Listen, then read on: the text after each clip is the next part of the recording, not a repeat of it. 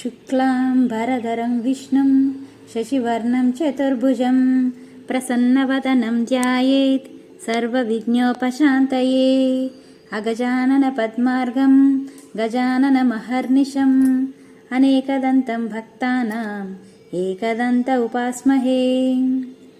ఓం శ్రీ గం గణపతయే నమః. శ్రీమాత్రే నమః. అందరికీ నమస్కారం అండి.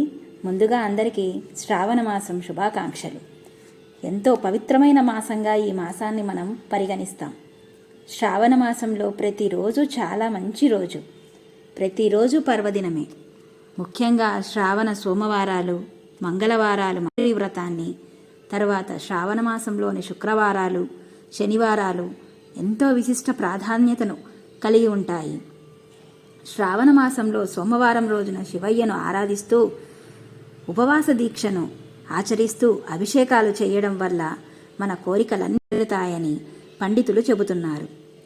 ఇప్పుడు మనం శ్రావణ మాసంలో సోమవారం పూజను ఏ విధంగా చేయాలో, ఎలా చేస్తే ఏ విధమైన ఫలితం మనకు దక్కుతుందో తెలుసుకుందాం.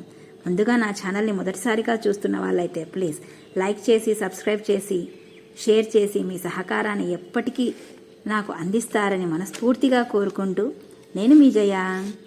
శ్రావణ సోమవారం రోజున ఏదైనా తీర్థయాత్ర లేదా గంగానది నుంచి తెచ్చిన నీటితో శివలింగానికి జలాభిషేకం చెయ్యాలి. సరే, మన దగ్గర అటువంటి వాటర్ లేకపోయినా స్వచ్ఛమైన నీటితోటి శివయ్యను ఆరాధించాలి. ఈ విధంగా జలాభిషేకం చేసిన వ్యక్తులకు ఖచ్చితంగా మోక్షం లభిస్తుందని, శివలింగానికి నీటిని సమర్పించడం వల్ల మీ కుటుంబంలో ఆనందం, శాంతి పెరుగుతుందని మన పండితులు చెబుతున్నారు.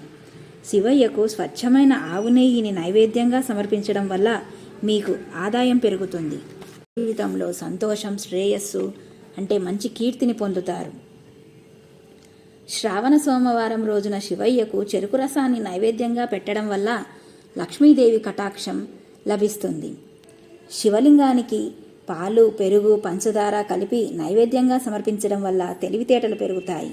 అంతేకాదు, మీ పిల్లల మెదడు కూడా చురుగ్గా మారుతుందని, వారు భవిష్యత్తులో విజయ శిఖరాలకు చేరుకుంటారని కూడా మన పండితులు చెబుతున్నారు. మనం శివయ్యకు ఏ విధంగా ఆరాధించినా ఒక చెంబుడు నీళ్లతోటి ఆయన సంతృప్తి పడతారు.